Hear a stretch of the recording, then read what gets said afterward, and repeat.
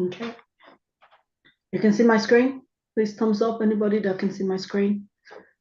Yeah, we can. Okay, perfect. And my audio is also working. I see it. All right, perfect. Thank you so much, everyone. Thank you for joining us this Friday afternoon and accommodating the time change from last time. So I'm going to go straight into the topic, and what we're trying to evaluate here is how do we amplify the E in ESG, but also coming from a fossil fuel environment. So I grew up in oil and gas. I started my career in NAOC in Nigeria and worked with ENI for a few years before moving to the UK. I'm a petroleum economist by background, and I've kind of made that transition from high carbon to low carbon, but also recognizing the core of my background still sits in oil and gas and exploration and production, and how we can leverage the sector to enable the energy transition. So that's the lens through which I'm looking at the topic, and hopefully we can get some insight from yourselves as well. So in terms of the content, I'm going to look through a few trends and landscape just to shape the conversation. And then we will look at what the E in ESG actually means from our perspective, from oil and gas and exploration and production. But then how do we address the E in ESG? And then what is the role of E&P companies in the decarbonization journey and getting us to a low carbon economy and environment for the future? And then we'll wrap up and have some Q&A. So the whole topic of ESG, environment, social, and governance, is not new. It's been a movement for the last maybe 25, 30 years, which came out mainly from the financial sector, but the concept of decarbonization has now taken mainstream, and many sectors are getting pressure to decarbonize alongside the countries as well. All of this is driven by the Paris Agreement and the need for the world to align to a 1.5 global warming scientific scenario. And so we also have to recognize that countries and sectors will have to decarbonize, but it might be at different pace and it might mean different things for different countries and different sectors. So one of my favorite example is, countries that have women still cooking with biomass. If we can just move them from biomass to clean cooking, that itself is a transition. It doesn't mean that everybody needs to drive electric vehicles. It just means that we need to make sure that we are not emitting any more carbon than we are taking out of the environment. So, so these are some of the trends that we see globally at the moment. So there is a whole huge response to climate change. We can feel it. We know that it's happening. People are saying the flood, the drought. So it's not like it's something happening in some obscure part of the world. But there's also the issue around human capital and actually getting talent into sectors to deliver the scale of decarbonization required. The need to integrate ESG into business practices is becoming more and more prevalent, especially if you're a listed company. You need to abide by those regulations. There is also the need to safeguard our natural systems. We've seen the El Nino, which is the climate wind, and we've seen floods and droughts, as I mentioned before. There is a plethora of sustainability disclosures that is driving reporting teams slightly crazy because there's just too many and it changes every day. So people don't know which ones are the priority. So it's creating a lot of confusion. We have to all maintain sustainable and resilient supply chains because we're a global economy, and therefore you have to rely on other people to do the right things if they fit into your value chain. We're thinking about how do we change consumer behavior and making sure that 8 billion people globally change the way of living, adjust their consumption patterns, and how we consume and produce the things that we live by and use for life and livelihoods. We've seen the upsurge of technology. AI and ChatGPT and Copilot is now at the forefront of many businesses. And that is also a huge sustainability and environmental challenge because of the land use competition, because of the energy consumption and the water requirement to cool down the data centers. Human rights and fundamental human rights, modern day slavery, these are all things that many organizations already declare on their website in terms of how they manage human rights and modern day slavery. And of course, we don't need to remind ourselves. If anything, the last 6 to 7 months and the trade war and the tariff war that we've seen, so geopolitics is really at the center of everything that we're seeing today, and it impacts our businesses, impacts our lives and our livelihoods. But if we take the lens now back to just the climate extremities that we're seeing, we can see that Africa is being impacted overall geographically because of the extreme heat, mostly is what we are feeling, but we're also feeling extreme drought, which has huge impact on agriculture and land and how we then have to feed people. So we're relying on export for grains, which also means that food just becomes more expensive. We saw the floods in parts of Nigeria over the last few months from heavy rainfall. So these are not theoretical challenges that we're being told to look at. These are real, clear and present dangers that we're all experiencing, and therefore we have to think about how our impact, how our businesses is either contributing to the negative impact or how we can positively make things different for the next generations to come. And so these are just some images of the damage of the recent flood. And one of the news articles did say it's probably the worst in the last 60 years. So that's a significant change in climate and in the environment. And so, yeah, it's not too far removed from our reality. And so it's important that we have a conversation in terms of what can we as the sector within Nigeria help to support the change that we're describing. You know, I'm from Edo State, so I'm very Nigerian by heart.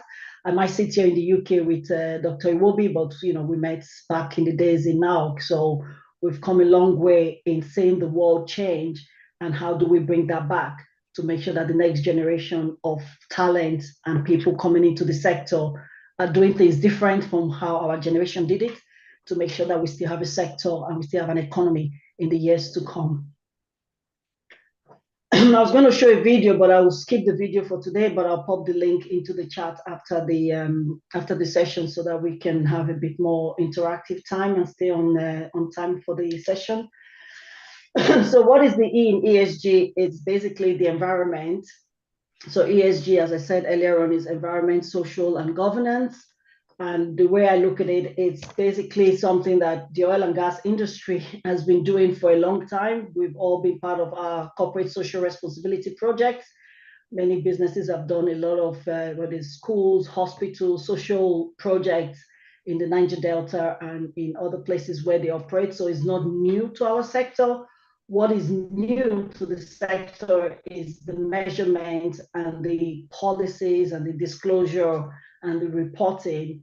And that's kind of that intersection between ESG, CSR, and the Sustainable Development Goals is where sustainability sits in that nexus. But if you double click on the E in ESG, it's basically looking at climate change, is looking at emissions. So for a sector like oil and gas, the biggest emissions is not really CO2, is methane and fugitive emissions from oil and gas production and processing and all of that. So we understand where the challenges are. The technology to mitigate is there. Is how do we use policy and best practices to make sure that we're now doing the right thing by the business, but also by the environment.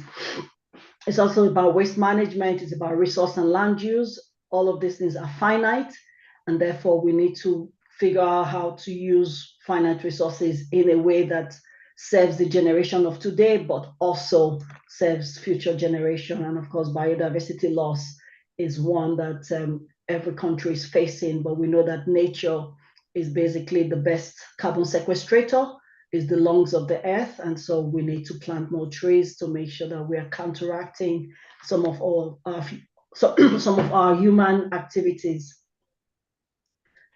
So if we take the ESG goals or the Sustainable Development Goals and we map them to the ESG framework, the ones that are relevant to this conversation mainly are the ones on the left-hand side. It will be Sustainable Development Goal number 7 and Sustainable Development Goal number 13. So affordable energy and climate action is where we can really make an impact as a sector. But we can also look at resource consumption because it is an extractive industry, so it's finite resource, and then the impact on land and water, but also on the infrastructure and the jobs that we create by existing as a sector. So it is a force for good, but it is damaging the climate, and therefore, how do we mitigate? And basically, that's the conversation we're having today. But of course, businesses are not charities, and therefore they need to balance the environmental outcome with the business outcome. And if you're a listed business, you have to meet your shareholders' value. And so, where is that break-even point between net zero and net profit? Is basically what the leaders of today are trying to get to, where we can still grow economically, but in a less carbon intensive way, and making sure that we're balancing those trade-offs appropriately in the right context as well.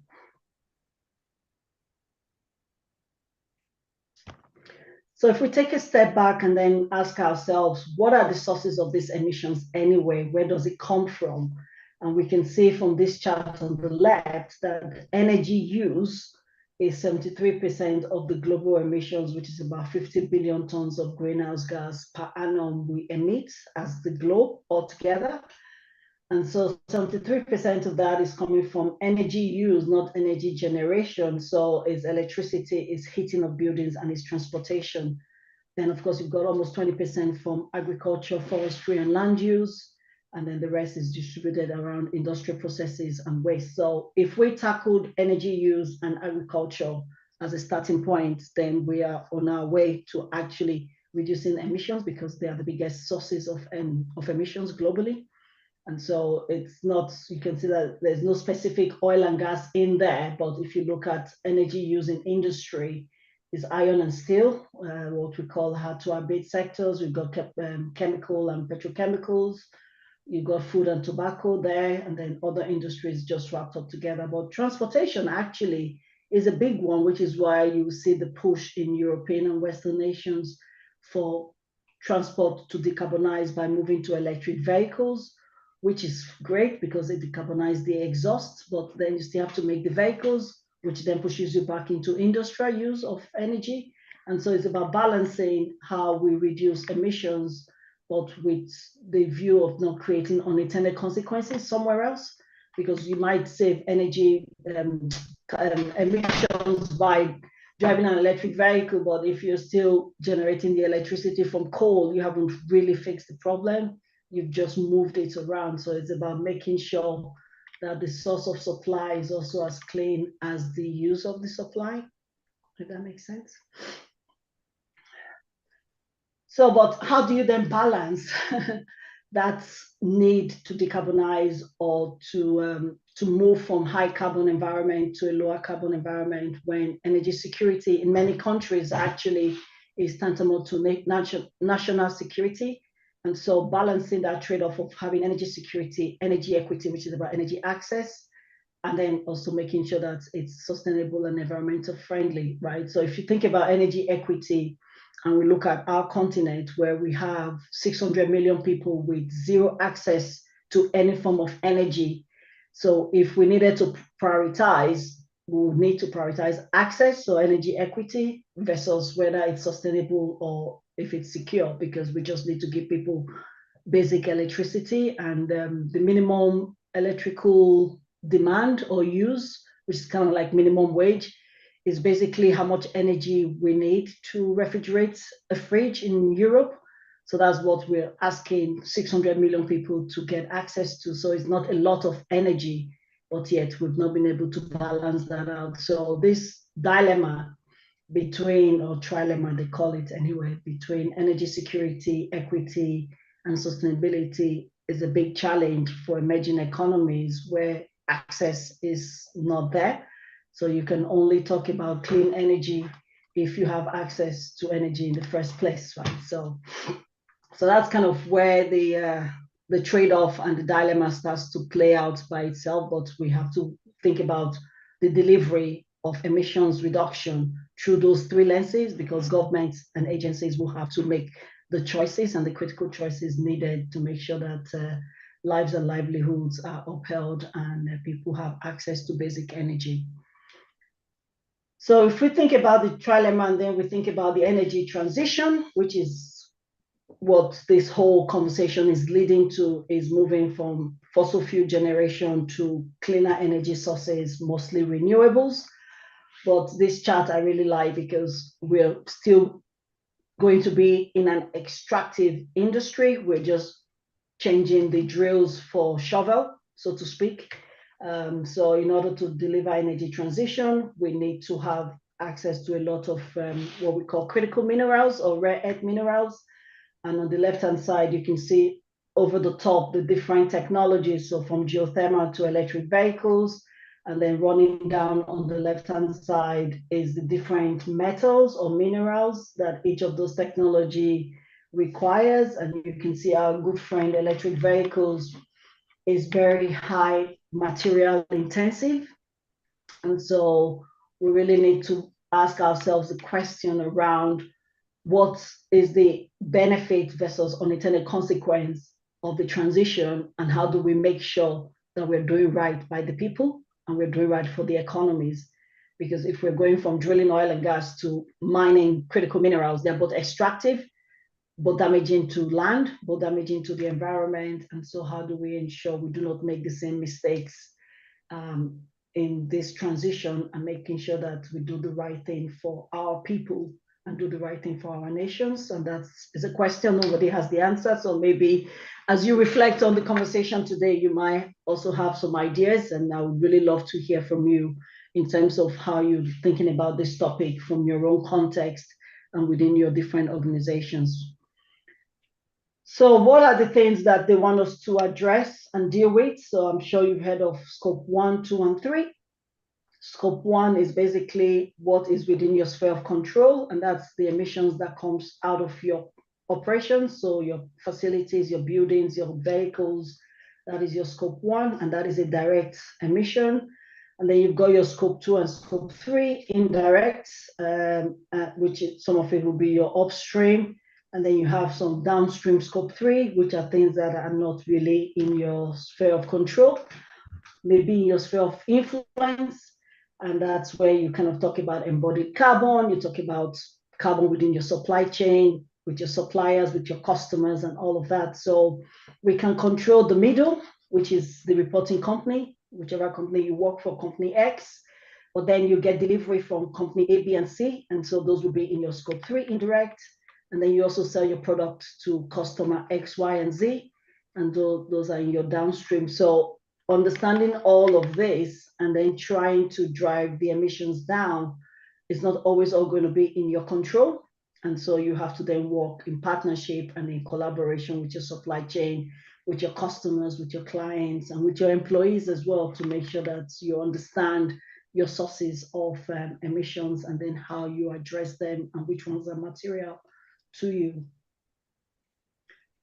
But if we take the same lens and say, okay, from an oil and gas context, where is our emissions coming from anyway? You can see that most of it is in between upstream and midstream, so 47%.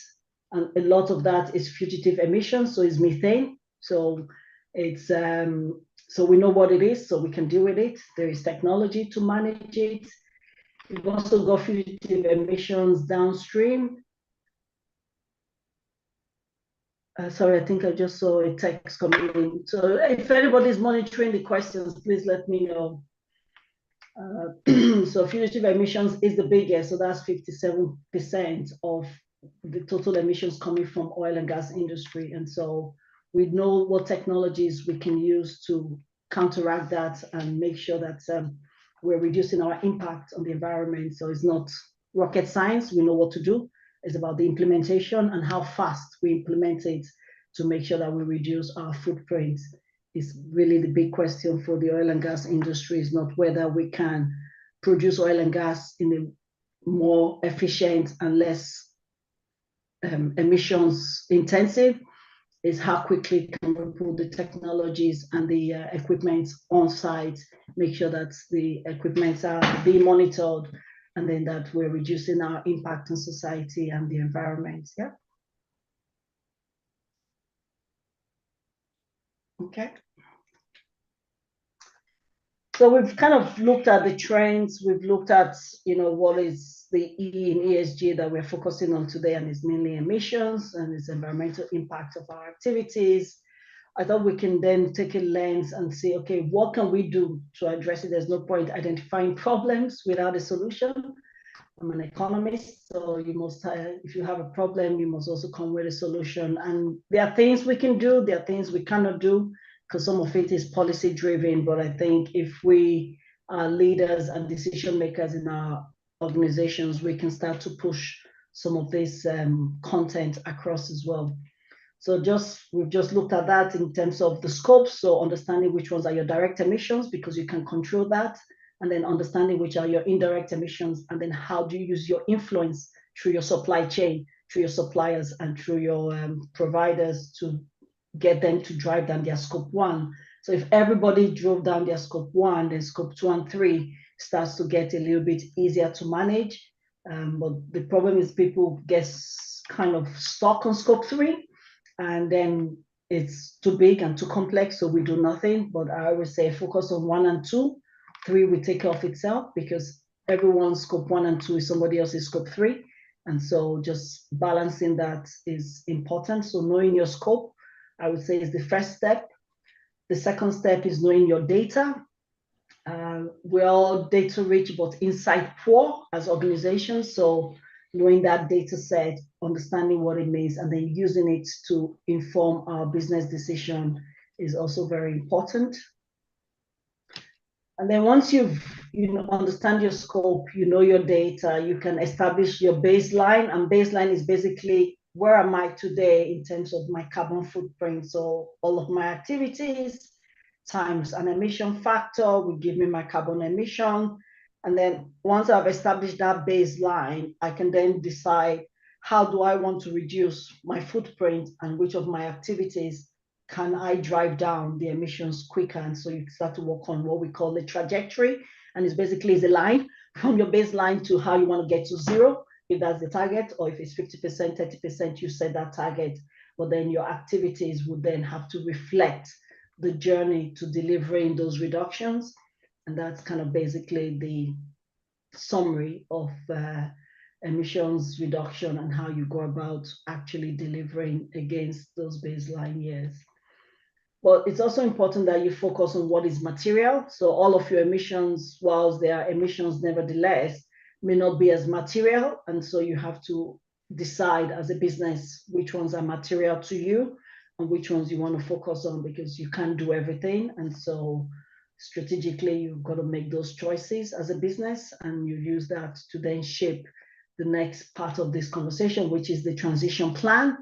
And basically, that is how you are planning to reduce your emissions that are material from your baseline year to what your target is. So many companies do have a target of 2030. Some would say it's 50% reduction, some is 42, some is 60. It doesn't really matter what the number is. What is important is that you have a plan to deliver against those targets, and setting the goal, measuring, reducing, and reporting against it is just basically best practice. Is a governance thing. And so we all need to have a transition plan that underpins the trajectories that we've set in terms of emissions reduction. The last slide for this section is just looking at some activities that many companies will focus on. So I kind of work in the space of net zero. And so I'm, carbon emissions, climate risk, transition risk, resource use, and energy generation are the big topics in net zero. But you will have things in your operations. Your HR will have things, which is the S in ESG. HSC for oil and gas is a no-brainer. It's how we live by it. We start every meeting with a safety moment. So I think many of us are on top of the safety and HSC side of things. We do a lot of work in the communities already, so that engagement is not new for us as a sector. And of course, the governance, we report into governing entities that manages the sector. So it's nothing here is new or newish. It's basically breaking it down into chewable bites, and how you deliver against them is probably the difference from how you were operating before versus how you might need to operate in the future. Yeah.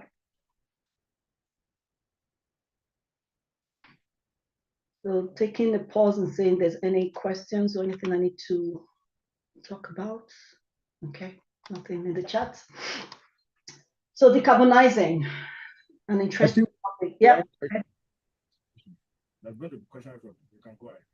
Okay, I should carry on. All right. After the documentation, we have to. Okay, all right. I'm almost through the deck anyway, so we can go into the discussion part. So decarbonization, from my perspective, has to be in a hierarchy, and it's important we think about it in a hierarchy because, like I said before, you can't do everything, so you've got to choose and plan how you deliver decarbonization. So if we start from the top of this chart over here, number 1 and 2, these are the avoided emissions. So for example, if we stop flaring, that is avoided emission, and that's something that we can do. I know we need to vent and flare for safety reasons, but do we need to vent and flare everything? So we can think about the avoided emissions and things we can do in number 1 and 2. Then you come to number 3, which is emissions reduction, which is where I think the oil and gas is really well placed to deliver for emissions in number 3, and that's around carbon capture and storage. We know how to do carbon capture. We use it for enhanced oil recovery, so it's not new, but it's a different application of whereby we've taken oil and gas out of fields. We now want to store CO2 in its place. So we know how to do that. We're well placed to do it. We're the sector that understands molecules more than anyone else in any sector. So 3, I think we have a really big role to play there. And then 4 is kind of like the tree planting, habitat creation, reforestation, ecosystems. The reason why number 4 is that you can plant trees today and then you have a wildfire and you lose all that sequestration. So whilst it is a viable pathway for the decarbonizing, is not long life because you can lose those trees either through other activities. So that's why it's called short-lived storage. The last bit, number 5, is where you use engineering and technology. So like direct air capture and BECCS, which is bioenergy with carbon capture and storage. You have things like carbon dioxide removal through rock weathering or through biochar. So there are all these engineering ways of removing carbon, and that's number 5. But I think where we have big control and we can do a lot today is in number 1, which is in the avoided emissions, because we can do methane abatement, we can do flare down, we can move people from biomass cooking to clean cooking, we can give people access to clean water. All of those things are carbon emissions avoidance, and we can do those things today. Number 3 is in our skill sets because we know how to do that.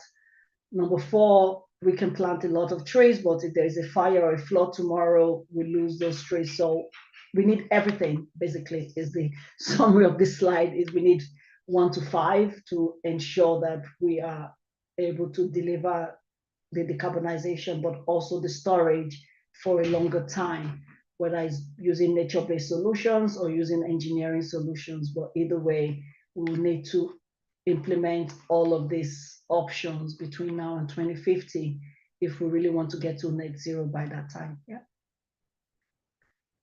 So we know for a fact also that when you do your trajectories, every sector will get to 90% by 2050 or whatever the target date you choose. So there's always going to be a residual emission, which is where, if you've heard about conversations around offsetting carbon credits and those kind of things, is because every sector will need to have an extra piece of work in order to actually get to zero. So you might do all the avoidance, you might do the capturing, but you need to offset the residual, which will be in 2050. So my advice to businesses is be thinking about that today rather than in 2050, because you need time to build up the capacity to ensure that this residual emissions doesn't linger on your books towards the end. Yeah.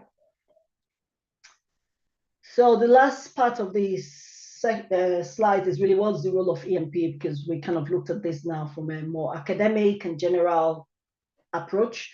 But if we double down and look at it from an EMP lens and think about, okay, how do we balance the equation in electrons and molecules, because we need both.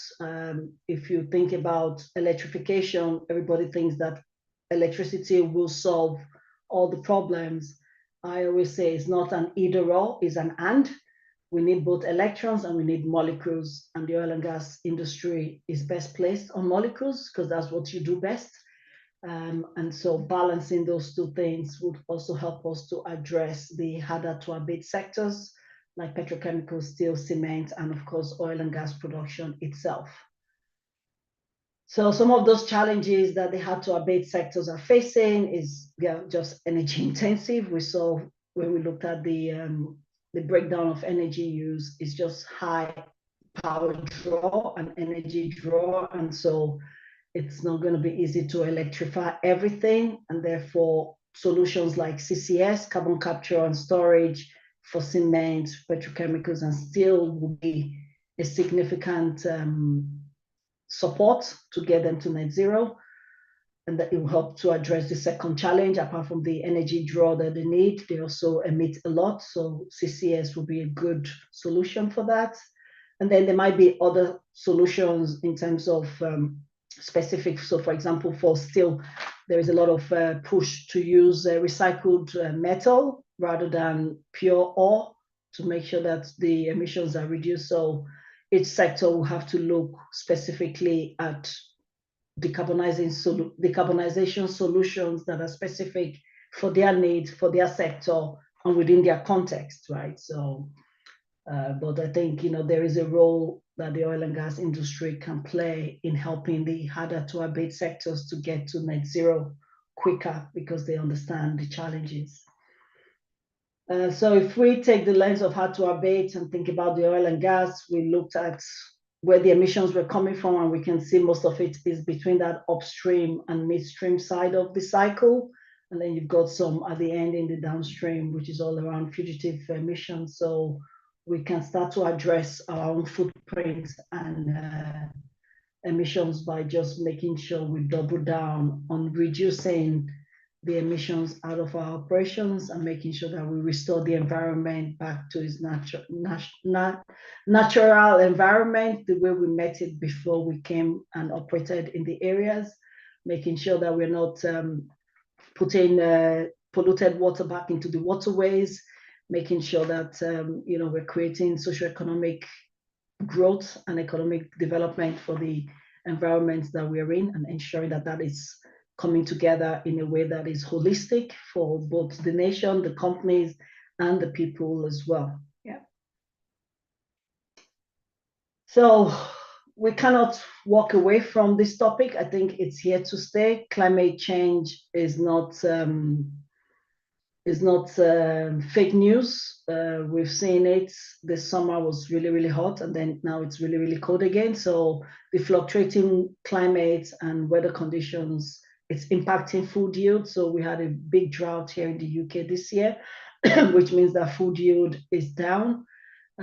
So it's not just about keeping the lights on, it's also about food security, it's about saving lives. If you're in a floodplain and you have every rainfall and it washes away your house and your business, that's lives and livelihoods that are destroyed. So it's important that we think about these things critically and take some actions, and not just think that somebody else over there will solve it for us, because I think we all have a role to play.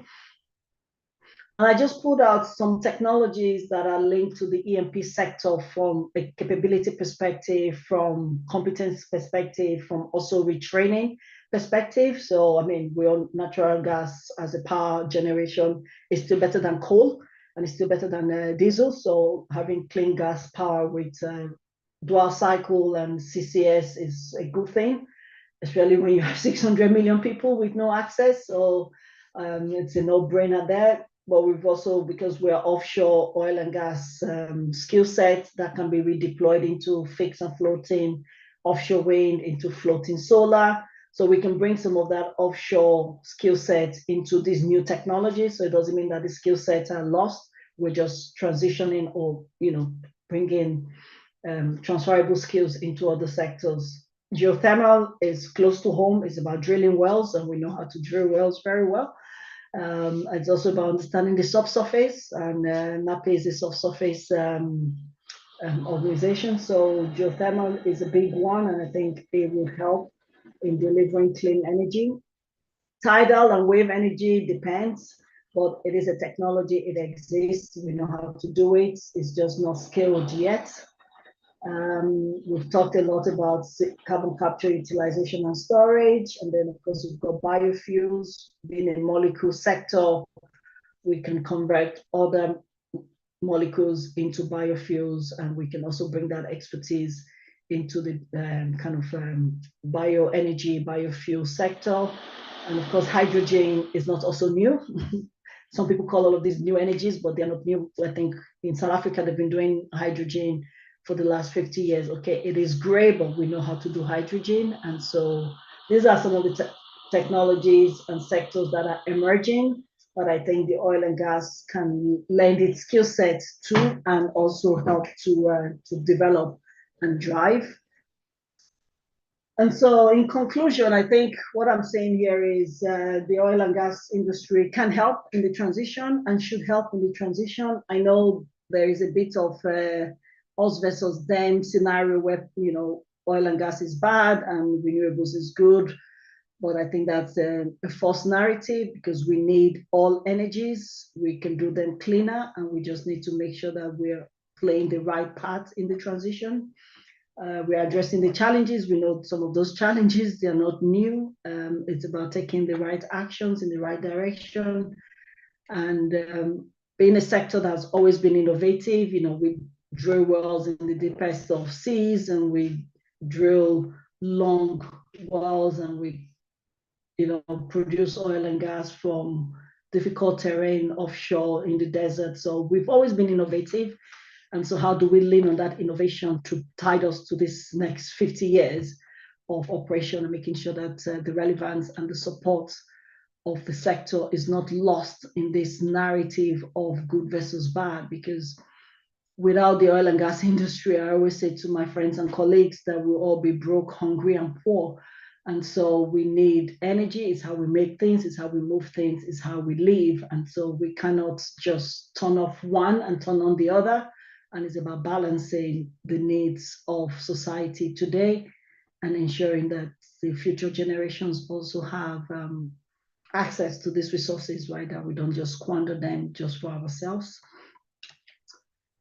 So in terms of strategies for decarbonizing, we've talked about electrification. We can electrify the operations. We can CCS, methane leak, you know, infrastructure reuse, using low carbon fuels, leveraging technology and AI, you know, intelligent completion, smart equipment.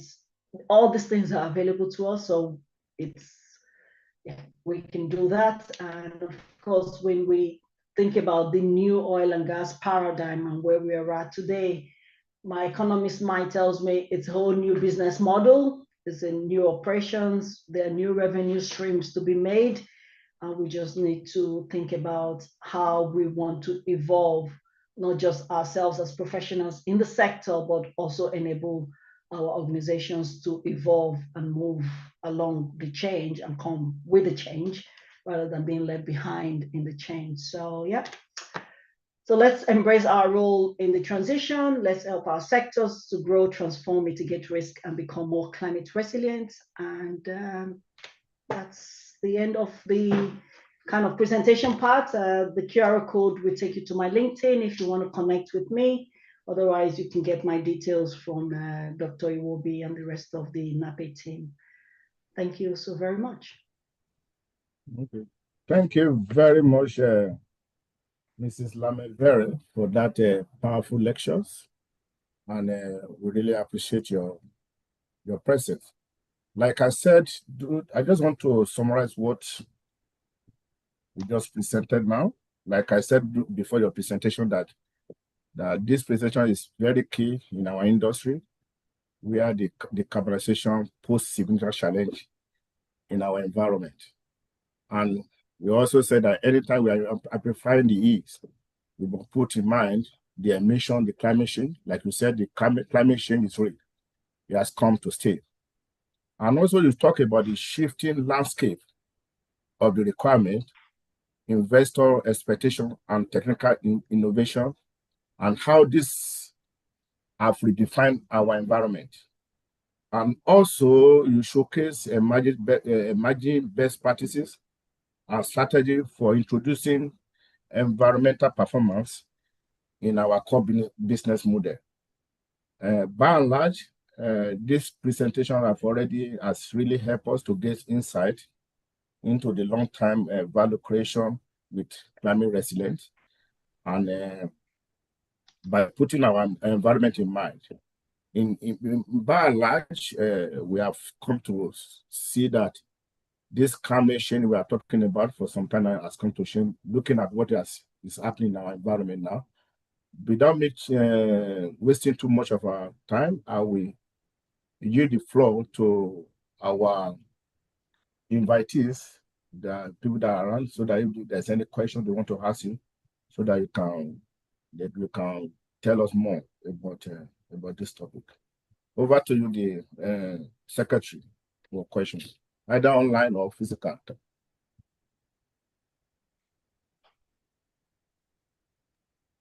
Okay, thank you so much, sir. I think we don't have any question on the chat. I can't find any question on the chat. On the question and answer. Or maybe you can open the floor for people to ask questions. Yeah, there are. I think there's somebody that raised their hand. Okay. So let me check. Okay. I think that's you. No, somebody did before me. And the person has put down their hand. Oh, okay. But since you've got me, I might as well go ahead. Please go ahead, sir. Okay. Yeah, thank you very much, Lame, for a very interesting presentation. I just have one comment to make. Yes. And I think it has to do with things like plastics, things like recycling, and so on and so forth. I know there's this big push towards electric cars. And we know that these batteries have a limited lifespan. Has there been any thought to what we're going to do with all these thousands and thousands of batteries that will reach the end of their lifespan, say in the next 10 years? So that question is also very applicable to the first generation offshore wind blades and the first generation solar panels. They are coming to the end of their useful life, and we do not have a way to recycle them yet. But the newer generation ones have been built with better materials and easier to take apart and recycle. The issue with circular economy is that unless we develop it as part of the OEM, it's really hard to scale one by one. So for example, if the car manufacturers, as part of their new plant development, when they're developing EV vehicles, have a recycle plant built on top of that, or alongside that, then you can bring the old vehicle back to the same manufacturer, who would then take it apart and reuse the parts. At the moment, it's quite singular. So there are startups and organizations trying to do them one by one, and it's the same challenge we have with old equipments like telephones and laptops. They are all sitting with loads of critical minerals. If you remember that slide that I showed, so we were able to create a whole sector around recycling of not just the EV batteries, but all of these electronics that are sitting with rare earth minerals and critical minerals that we can use for other things. Then I think that's for the entrepreneurs in the audience. If you've got a great idea or you're looking for a great idea, I think this is a good business plan. But it is challenging, to be honest, Doc, in terms of, as a sustainability professional, how we push the circular economy agenda. because it's not tied to the OEM, and we need to tie it back to the origin of the sector, or identify where the end of life of one product becomes an input into the next sector, and then you kind of expand the value chain to accommodate that. At the moment, there's no continuum, and that is the big challenge. And unfortunately, sitting here at 2 o'clock on the 12th of September, I cannot tell you that there is a good solution out there yet. But this is where innovation, technology, and entrepreneurship will help us get there. Okay, thank you very much. I think I've got some hands popping up now.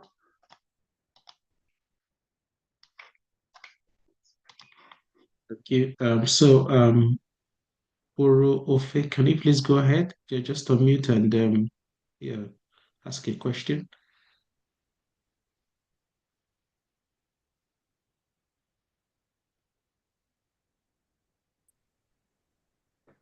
Hi, can you hear me? I will. Okay, yes, now we can, yes. Thank you very much for your presentation. It was really, really, really impactful. Can you hear me?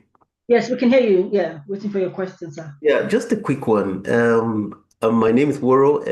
I've just finished my PhD at the University of Aberdeen here in Scotland. My PhD actually has done a lot of research on things to do with geothermal energy, so, hydrothermal, and a lot of CSC, CUS, and stuff like that. But for me, I think there's a whole lot of research and innovation that needs to be in part of the E&P in terms of the energy transition. And I'm wondering, I seem not to be seeing this as a major department in the E&P industries because they tend to want to focus less on, that transition as much as they say it. There's still a strong divide between renewables and the oil and gas. Whereas there's this midpoint that has to really be established where we're taking skills from here to achieve there. And there's a real huge, gap that I see, which is still not yet understood from the academia to the industry, and what's been done to fill in this research and innovation gap. So I think the answer is in your question, actually, because the research and academic gap is driven by the curriculum, right? So if we think back to when oil and gas started, decades ago, what did the sector do? The sector went to businesses and to universities. They set up programs, they set up scholarship and fund to train people. And then at the end of the training, there was a job at the end of it, right? So I did my first master's with E&I in their corporate university, and I came out of that program as a petroleum economist with a job at the end.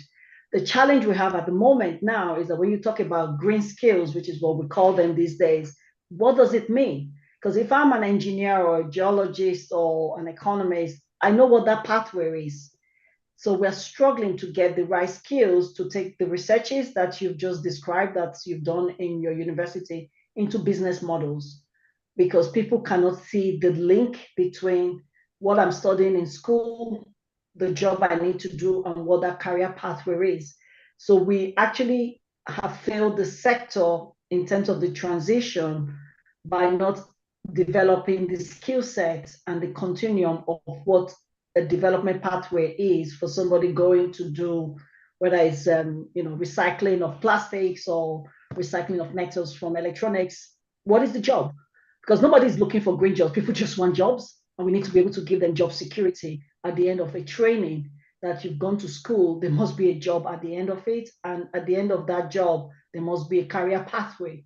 Because if we cannot give that clarity, there is no way you can convince a 16-year-old today that coming to work in our sector is better than content creating, because he can see the value and the money he's going to make on TikTok right now, right here. And then you're making a promise of something that he cannot see. It's tricky, isn't it? Yeah, you just said a very, you made a very, very, very significant point in trying to, bring down to earth, bring it real down to real life. How, someone making a video on TikTok is really not going to listen to you and your whole cock and bull story you've come to talk about energy transition and skills in that sector. And I'm talking to some guys in Nigeria, Cypher Crescent, because they have a model.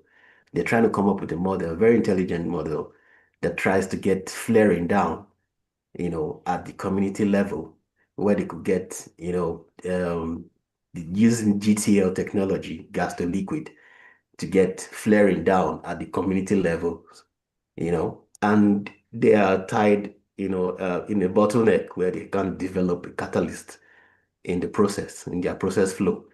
And that's exactly what I've done with rare earth minerals. So there are minerals in my study that actually captured how they could get heterogeneous catalysts in that process. But no one's listening to them. They've been to No, government.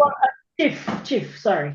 GTL is not a new technology, right? So I've been in this industry since 2020, so 25 years. So we know how to reduce flaring.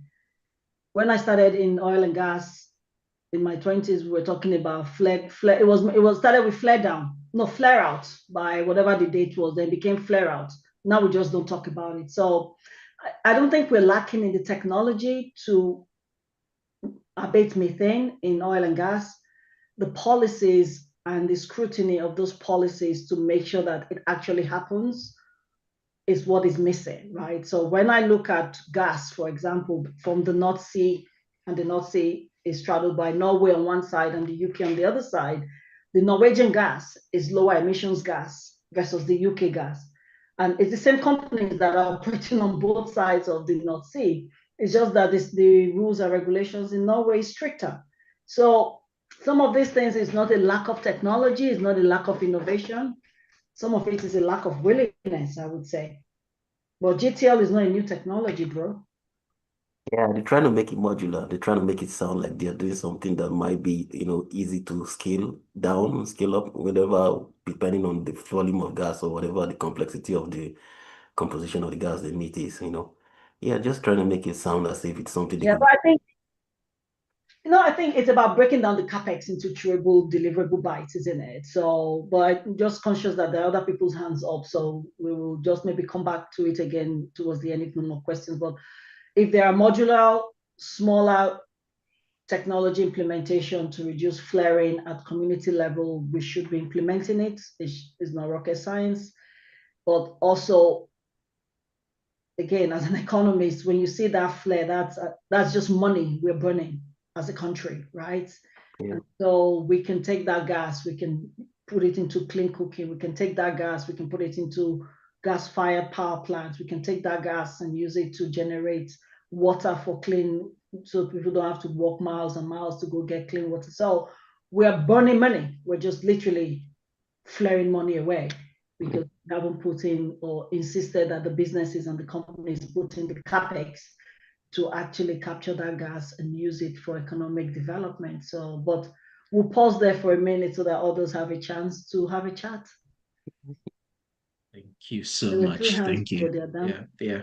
Yes. So No, we you're want to welcome. take so after those three, that's where we would stop, we will end. There's also a question on the Q&A. So I'll just read that one. And then you can take another with that too. Someone else can also ask too. So this is from Michael Taiwo. It says globally, we emit over 15 billion tons of greenhouse gases annually. In your view, what combination of solutions could make the fastest dent in this figure within the next 10 years? Then the second question he has is that in the downstream sector, hydrogen is mentioned as both a source of emissions and a solution. How realistic is the shift to renewable hydrogen in the next decade? Um, so I think, yeah, then I'll just ask, I think, Mr. Dong, um, please, could you ask your question? And so she can take all at once. Thank you.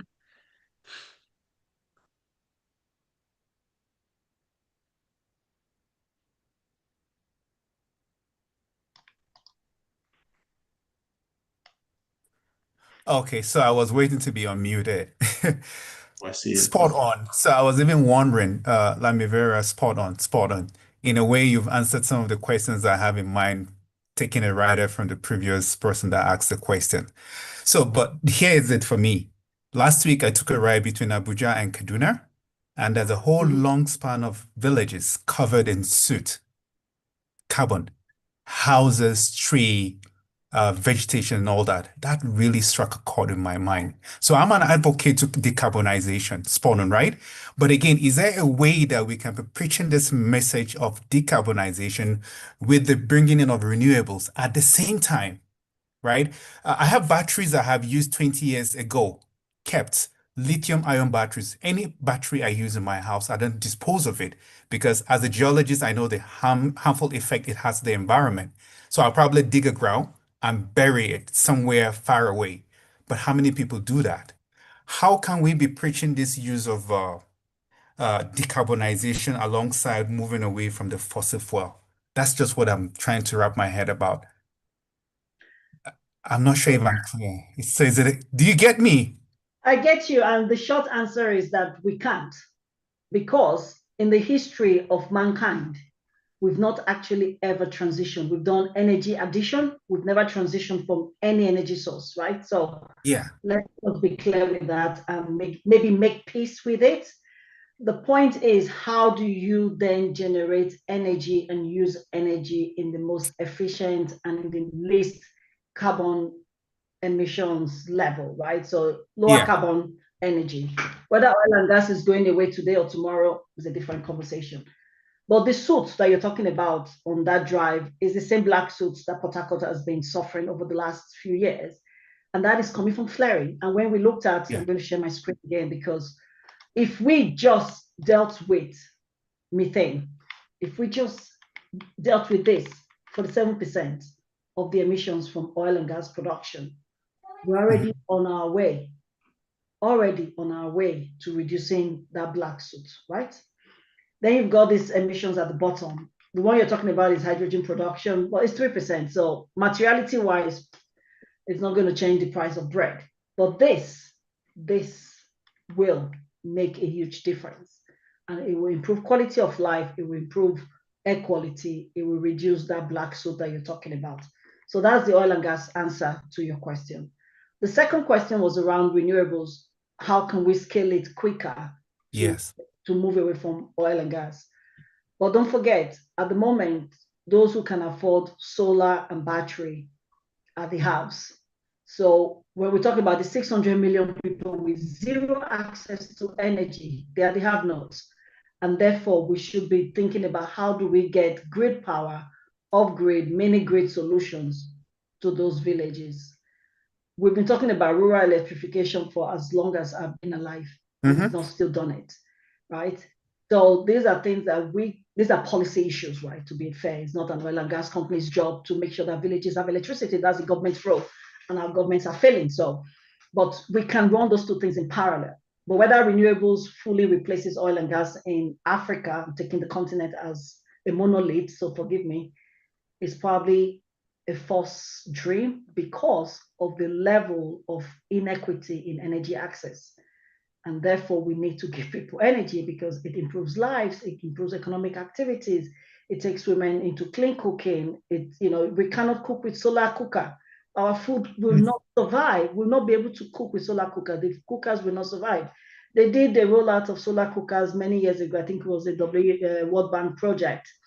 And they brought solar cookers to Africa, and they took solar cookers to East Asia, Southeast Asia.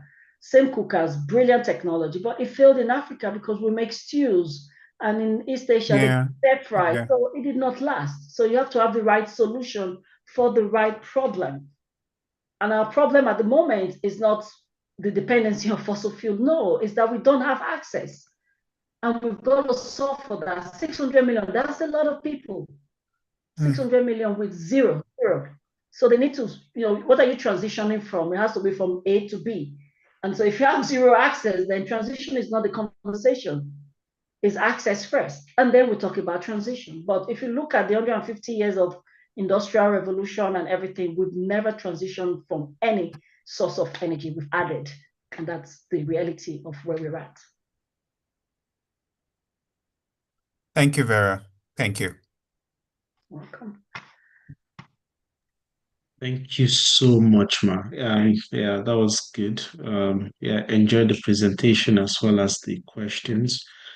We are very, very grateful for the time and yeah, for giving us the opportunity to learn from you, from the wealth of knowledge. And of course, yeah, thank you for what you're doing. Um, so that's yeah, the question and answer session over. Right now, we would go I think you've into got one more hand. You've got one more hand. There's one. Olu Bukola. If you can keep it brief, please. That will be the last question for the day because of time. Olubukola, please go ahead. All right, thank you very much. Lame, this is Ololade Bukola speaking. Pleasure to once again have you on this platform discussing what's a passion in your heart. And I wanted you to explore the subject of governance and policies in this subject of carbon emissions reduction and environmental sustainability. One thing that the COVID had allowed us see is the possibility of how the environment can be made cleaner because a lot of people were no longer traveling distances. And we could see the striking difference with the pictures we saw in places like China, where the weather conditions suddenly looked better than it used to be before. But in recent times, we're having this policy debate between companies saying workers need to return full-time into their offices. That's going to increase emissions. Isn't that being a bit, for want of a better word, hypocritical that companies are, creating departments to sort of look into how they can reduce carbon emissions and things like that. But on the other hand, they are also sort of fueling policies that sort of push a lot more people out on the streets that increases carbon emissions. Where do we find the right balance in that sort of struggle? Okay, so imagine you're 21, fresh out of school, and you're walking from your bedroom in your father's house for the next 5 years. How did we all learn when we started our career? It was by osmosis, by being side by side with people. So there is a role for hybrid working, but I think we're doing a huge disservice in terms of the skills transfer. Because don't forget, oil and gas, or even most sectors, are having a whole crew change of people going into retirement or having to stay on longer because we have no bench. And so the conversation about emissions due to commuting versus if we stop flaring is a materiality question in my mind's eye, right? So I would want my 21-year-old future self or past self to have access to more experienced people that I can learn from side by side. Well, do I want to go to the office 5 days a week? If my job doesn't require it, maybe not. It's about the structure of how we get people back into offices and how we use the time together for development, for training, and for skills transfer. Because unless we do that, then we have a much bigger challenge than just the emissions, is that we cannot deliver for the nation in any capacity. We cannot produce food, we cannot produce economic activities.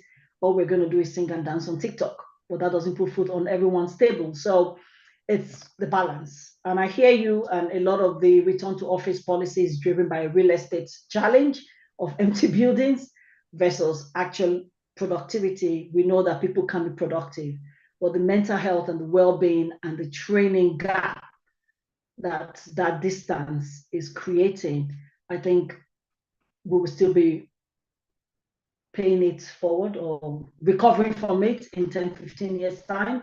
And so we have to adjust the full of a remote versus hybrid, and then how we use that quality time to make the commute matter. So if you're going to spend carbon, then make your carbon count, right? So it's about that. That's the way I say it. I think we need to have more face time, especially with people coming fresh out of school. They need that training time. They need that expertise inside. They need to see how you work. So osmosis is the best trainer. A lot of jobs in the past were done through apprenticeship, and so this is how we train doctors and lawyers for many decades before we had formal education. So everything has a year and a nay. It's not perfect, but I don't think not commuting. I mean, if you look at the corporate emissions, which is where the commuting and employee emission sits, in many companies is less than 5%, right? So compared to everything else, is that what's going to break the bank? Probably not. But does it have emotional sentiments? Absolutely, right? It's the same conversation about Copilot and the use of ChatGPT. Oh, but it uses a lot of energy and it uses a lot of water and a lot of land. But hey, it also makes us more productive. So, grand scheme of things, but good to hear your voice, Ololade, anyway. All right. Thank you very much. Thank you so much, Olalade. Thank you. So yeah, so I think that's the question and answer session. So thank you very much, Lame, for this for the presentation. We're grateful. And so I'll just hand over to the chapter coordinator to appreciate the executives and to introduce the NAPI president to give his talk before we go into the announcement. Over to It's you. okay if I drop off at this point and just say thank you to everyone. And if you want to reach me, I'll put my LinkedIn on the chat and then stay in touch. Thank you so much for having me today. Yeah, Thank you so much. Thank you very much, Lame, for the very insightful presentation and for the time you devoted to get this ready, and also for the time that you have spent with us today. Thank you. Very sure that everybody that participated in this session enjoyed your presentation and the questions and answers. Thank you, and we'll see you soon. See you and have a good weekend, everybody. God bless. Yeah, we'll invite you again. I'll be back. Okay. Okay. Thanks, everybody. Take care. Yeah. Thank you. Bye. Bye. So,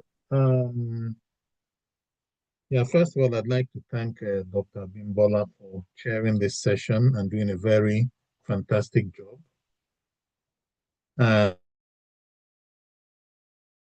And also to recognize the presence of the president of NAPE, Mr. John Bosco Uche, who has been here since before we even started the presentation. He joined the call before 1 o'clock. So we appreciate you, Mr. President, and we thank you for being with us. Another member of the EXCO, Mr. Dong, who's been here with us. I'm sure the president would like to say a few words in the chapter. So, Mr. President, John Bosco, please. Okay. Hello, good afternoon. And confirm you can hear me. Yes, we can. Oh, perfect. All right. No, thank you so much, UK Europe chapter coordinator, and again, by extension, the entire executive committee of your chapter, especially Payemi, who's been also very active in driving this together with you and other ESCO members. So just to first say thank you for everything you've been doing to ensure that the whole idea of having chapters as a way of reaching out to our members, providing the platform for knowledge sharing is sustained, but also even networking as well. So I'm quite pleased that we keep the light shining across all our chapters. But also to say thank you to everyone on the call. I see most people that joined at the beginning have stayed up to this moment. Again, is you believe in NAPE and what we do. And just be rest assured, the NAPE will continue to be the best that we are in terms of our key missions and objectives. I know the speaker is already out of here, but I think it's also timely in terms of the topic. I mean, we hear this topic around ESG, energy transition every now and then, but we can't stop discussing it because it is the reality of the moment. And therefore, we will continue to discuss this until it becomes our way of doing things in more sustainable manner, because we're not yet there. We're improving, but we're not yet there in terms of how we need to produce our oil and gas sustainably. So I thought it was a good topic. And again, I'm quite happy that, yes, this session could have happened in July. For some reason, it didn't. But again, we didn't give up, right? And I think that's the spirit of NAPI. No matter any challenge or anything that we face, we never give up. And now in September, we've had it, and I'm quite pleased that that resilience is there. So thanks to yourself, the UK Euro chapter, and all your committee members. So with that, I would say I did enjoy the session. Yes, indeed, I joined at the beginning, but also everybody on the call should, some of you know, but for those that don't know, I'm a solid member of the UK Euro chapter as well. I've been part of the founding members at the time. So this is more like a home as well. So that's why I'm quite relaxed on this one. Even though I don't have that time all the time to join, but when I do, I tend to relax, especially in this chapter. So with that, I would say thanks everybody for everything you continue to do, and be rest assured that the support you need from the National ESCO, you continue to get it. And I'm happy that other ESCO joined, and you mentioned already the Assistant Editor-in-Chief. At some point, I think I saw the OCA or a chapter coordinator on the call as well. So that support you continue to get, and I also see the Secretariat in the call as well. So thanks everybody, and with that, I will yield the floor back to you, our UK Euro chapter coordinator. Okay, thank you very much, John Bosco. I think we'll just go on to the announcements, which will be done by Opeyemi. Opeyemi, over to you. Can you hear me? Yes, I can hear you, sir. Yeah, thank you. Okay. Sure. Yeah. So for our announcement, so we have some. First, we'll start with if you can see my screen, we'll start with the Fueling the Future Young Energy Essay Challenge. This is part of the NAPI Annual International Conference and Exhibition that will take place on the 19th to the 13th of November 2025 at a hotel and suite, Lagos. For this particular essay challenge, it's for students, graduates, and young professionals. And you're expected to write in the line of the theme, revitalizing the Nigerian petroleum exploration and production strategies, or energy security and sustainable development. The submission deadline is the 30th of September 2025. You can send your essay to sandra.njoku11@gmail.com. When sending that email, just use the subject line, Fueling the Future Essay, your name. And of course, yeah, there are wonderful prizes to be won, laptop, tablet, and an Android phone. So yeah, if this is of interest, so take advantage. It's at the end of this month. That's when it closes. For technical business meetings, similar to what you've just participated in, I'm sure you found these enriching. You can look forward to the to other chapter technical meetings. So you can join the North American chapter. They have theirs scheduled for the 19th of September at 6 p.m. West African time, which is similar to same time as the UK. And for those in America, that's 12 noon. Yeah. And the title is Perspectives on Attributes for Sedimentary and Stratigraphic Analysis in Slope and Deep Water Settings, Building Robust Models. The guest speaker is Dr. Eric Scott, who is an adjunct professor of energy science, Rice University, Houston, Texas, as well as the chief geologist, Vector Oil and Gas, is the guest speaker. And the chairman for that event is our very own Chief Tunde Afolabi, MFR and FNAPE, and also a past NAPE president and the chairman and the CEO of AMLI International. So take note of the date, and if you have, try to attend. Then the next one, the next technical meeting for this month, that is hosted by the Port Harcourt chapter.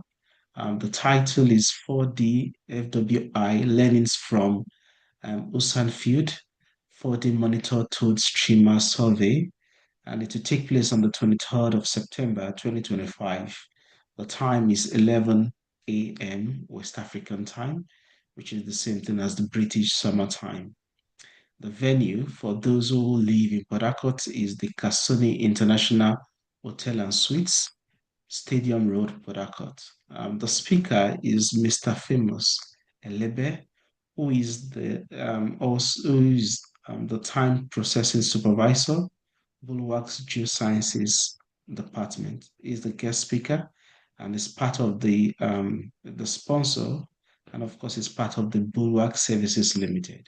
So take note of the date to attend. We have a call for technical business meetings. So if you have a paper to present, or you're interested in sponsoring a UK Europe chapter's technical and business meeting, kindly contact our chapter coordinator, Dr. Chris Iwobi. You have his email address on the screen, showing on the screen.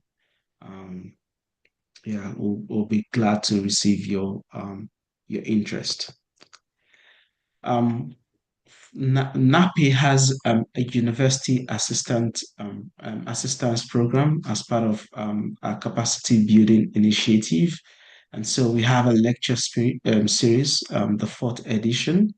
The title of that is Innovative Approaches to Reservoir Representation via Upscaling.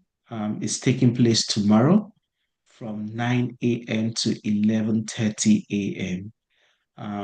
The speaker is Dr. Atunima Jonathan. He's the Senior Manager, Geosciences, Technical and Business Venture, Juvencool Energy Resources Limited. So you're encouraged to attend.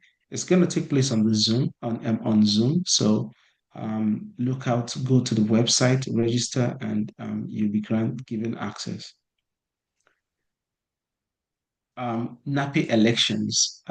So we've come, we back to the election cycle, and we have some offices open for election, and we're glad that a lot of people have signified interest. And so for the position of vice president, we have 3 people vying that position: Dr. William Osong, Mr. Emmanuel Egbele, and Mr. Temitope Adelaja. Please take note of them, and of course, look at their manifesto, and that would help in making your decision. And for president, we have Dr. Anthony Ofoma. For president-elect is FNAPI as well as FNMGS. And it's been active, so he's the only one. So it's just for us to confirm that we want him to be our president. As well, we also have another sole candidate for the position of University Assistance Program Chairman. That is Mr. Afalabi Fatumli. He's a well-known person. Done a lot of judging for at different NAPI conferences. So you could take a look at his manifesto on the NAPI membership portal, and you could. You're encouraged to confirm his candidacy. So for our annual international conference, I've mentioned that earlier on. I'll just talk about the title. So the theme for this year is Revitalizing the Nigerian Petroleum Exploration and Production Strategies for Energy Security and Sustainable Development. So you're encouraged to attend. If you're interested in sponsorship, there are different sponsorship categories. There's also exhibition. So if you're interested in exhibiting at the conference, make your intention known by the 1st of November 2025. And you can send an email to napiexhibitions@gmail.com. For registration for you to attend, we have we still have some early bird registration opportunities. So if you register before the November 1st, you'll be paying yeah, 120,000 naira if you're a member, financially up to date member. And then the rest of the categories are there. So for international, it will be 285 US dollars. Um, we are all encouraged to pay our dues. So if you have any pending dues to be made, please make the payment. Is because your dues power what we do. So we will continue to rely on that. And so yeah, we would encourage you to do so. If you need any assistance, you can contact Dr. Chris Iwobi, especially for those who are based in the UK and are struggling to pay into the UBA account. We'll be happy to assist you. You can also reach out to me too. But if you can do that yourself, you can reach out to Mr. Mayawa on the phone number and the email on this slide. So that's our announcement for today's technical and business meeting. Thank you so much for your time. We're glad to have you here. And I will hand us over to the chapter coordinator yeah, for the networking session. That's it for us. Thank you once more. I'm glad to have you here. Over to you, sir. Yes, thank you very much, Bayemi, for the announcements. I'd like you to share, to PDF the slides for today's meeting and just share on our WhatsApp group for the chapter, because it's got a lot of announcements in it, so people can keep abreast of what's going on within NAPI. So thank you everyone for attending this session. I know it's been very long,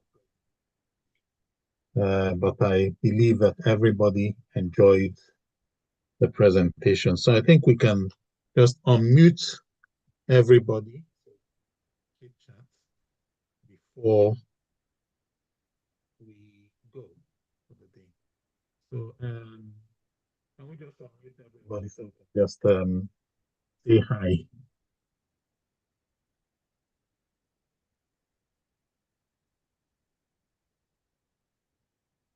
How do we?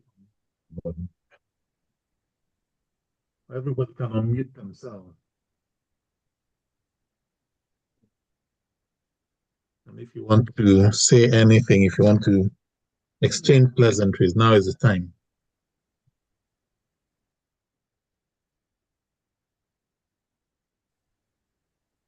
Good afternoon, chapter coordinator, Dr. Chris Verre. Hi, Opeyemi. Hi, Dong. How are you? I'm all right. This session, I love it. Thank you for putting it up together. It's quite insightful. I love it. Good job.